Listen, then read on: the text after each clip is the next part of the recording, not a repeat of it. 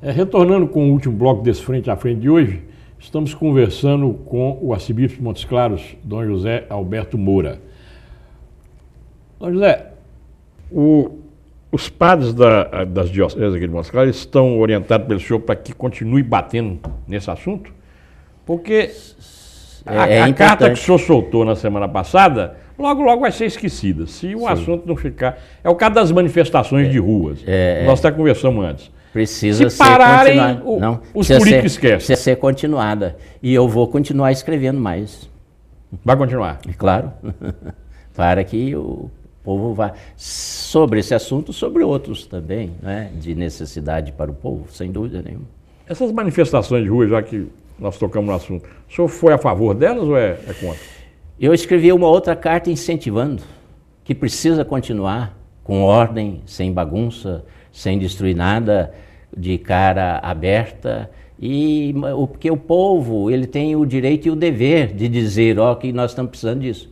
Vocês não estão fazendo? Tira os gestores que não prestam, que não fazem o serviço devido, os que não legislam adequadamente, né? Dentro da lei e da ordem, é claro. Não dentro da bagunça, não. Mas o povo tem necessidade de se manifestar. É muito importante. E os que são os políticos, eles têm que olhar para que o povo está expressando e tem que atender às suas necessidades. Claro, de uma forma adequada, balizada, dentro daquilo que é previsto na lei, é evidente. O senhor não acha que esse voto do ministro Celso de Mello a favor dos embargos infringentes, que vai dar mais uma oportunidade aos condenados de não cumprir a pena, isso não foi uma decepção muito grande para o povo, não? Eu acredito que em parte sim. Mas... O senhor, por exemplo, não se sentiu decepcionado, não? Um pouco.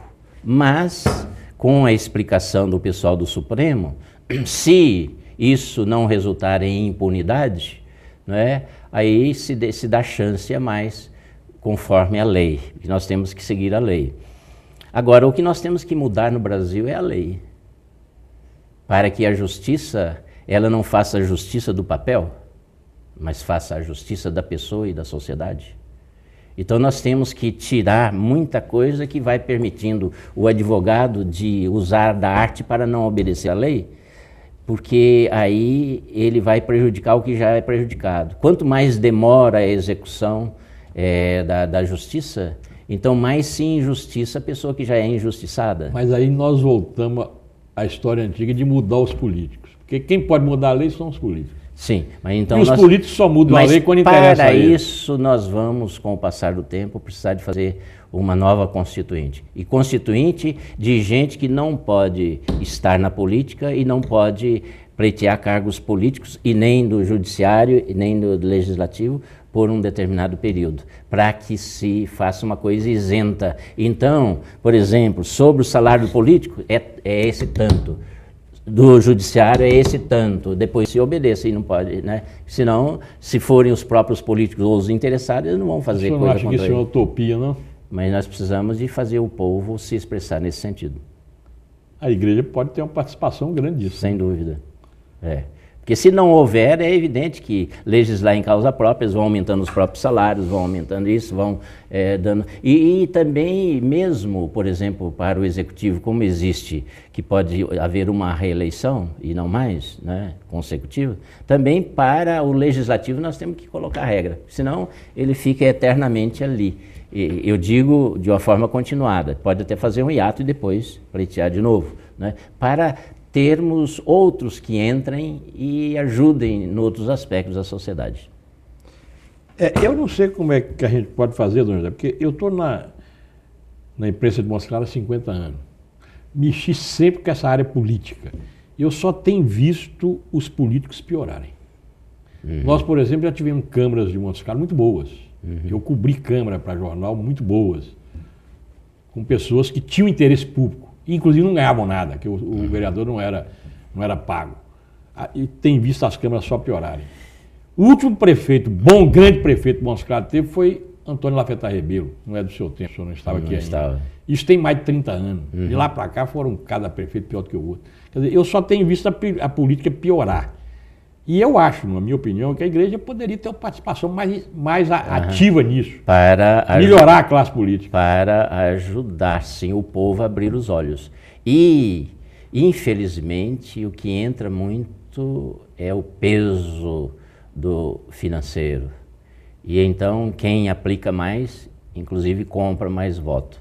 Então, nós precisamos de mexer nisso, para não haver, assim, o dinheiro, senão aquele que já é marcado, seja o financiamento público, né, seja a regra que impeça as pessoas de aplicarem o dinheiro para a compra de votos. E abrir os olhos do povo para olhar bem nisso aí e também haver muita fiscalização.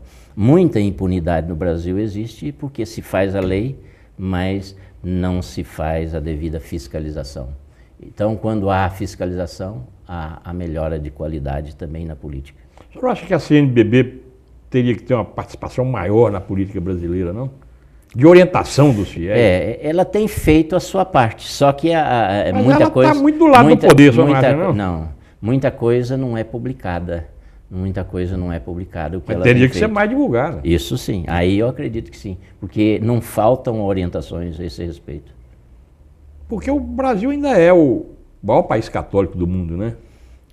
Em quantidade, sim. Uhum. Então, eu acho que se a igreja participasse mais, talvez a gente pudesse melhorar essa política. Exato. Então, nós saímos de E eu vejo que o senhor é muito politizado. Mas, na realidade, nós precisamos, de fato, de ligar fé e vida. E a vida é feita com a ação de fraternidade que envolve necessariamente a boa política. Por exemplo, essa carta que o senhor soltou na última semana. Há muito tempo que não se via a igreja ter uma participação tão grande, porque na verdade essa carta é uma carta política. Uhum.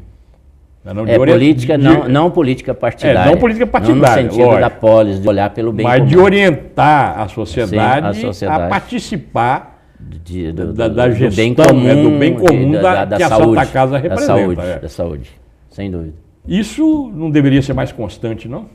Não da parte só do senhor, da parte de todos os... Sim, é verdade. De todos as dioceses? É verdade. E eu tenho orientado o clero daqui, né, para que ajude nesse sentido. E é importante. Uhum. Agora, é claro que também o próprio clero é formado em idades e em mentalidades, às vezes, diferenciadas, né? Nem todos têm o mesmo pensamento, nem todos. E a gente dá a orientação geral. Muitos vão morder, como se diz, mais, outros menos. Porque a igreja é composta de seres humanos, né? Que cada um tem a sua história também. E tem gente que é assim. Por mais que você jogue água na cabeça, muitos têm uma impermeabilidade que não ajuda a lavar.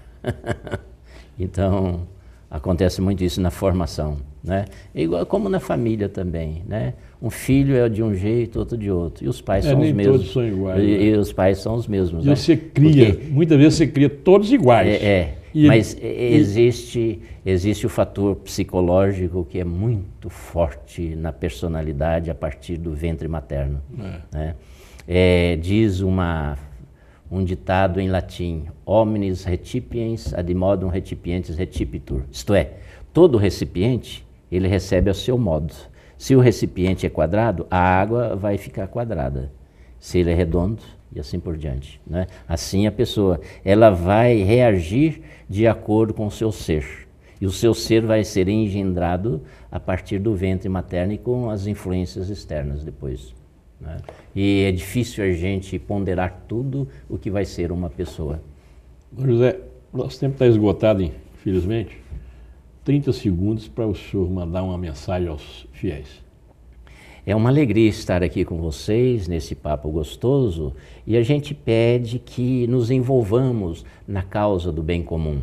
A gente citou de modo especial nesta carta os hospitais, não é só a Santa Casa não, os outros também, mas a Santa Casa como é o maior e é o que recebe mais lambada também e às vezes certos cortes de verbas que seriam muito importantes para o encaminhamento da boa saúde. Então nós precisamos de pedir muito dinheiro emprestado nos bancos para não parar o atendimento. Espero que nós possamos superar isto e o povo esteja de olho naquilo que é um bem dele. A Santa Casa é administrada, sim, por um grupo, né, a partir da igreja, há 142 anos, mas ela está a serviço de toda a sociedade. Temos que valorizá-la, e mais ainda, e por todos. É isso que eu conclamo, aqui faço, e que Deus abençoe a todos os telespectadores. Com essas palavras finais do nosso arcebispo, nós estamos encerrando esse frente a frente, na certeza de que não só os católicos, mas todos os nossos telespectadores aproveitaram muito dessa bela entrevista do nosso arcebispo. Muito obrigado. Obrigado.